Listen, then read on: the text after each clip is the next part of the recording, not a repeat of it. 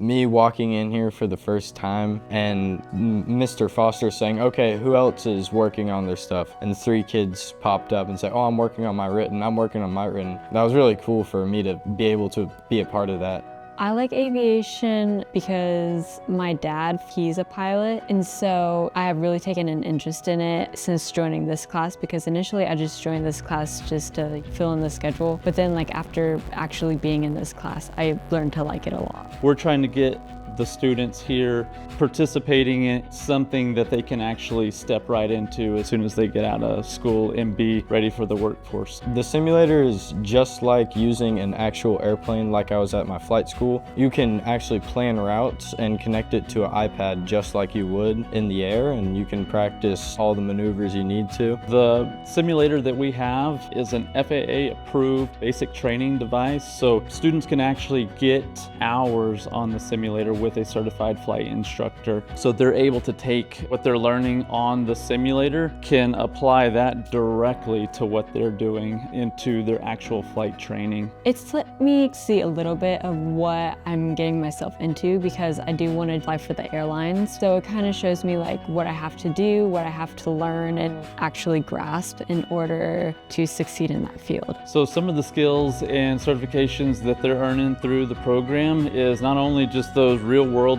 skills that they're able to take from, say, flying in the simulator to their pilot training, but we have a drone license, so they'll actually be able to get their Part 107 license and fly commercially, so be able to go out and make money flying their drone for companies. I would probably not really think of aviation as a career choice if I didn't go in this class. I'd like to thank the school board and specifically Hoyt Harris for all the support that they give the program and the students here at Aledo ISD.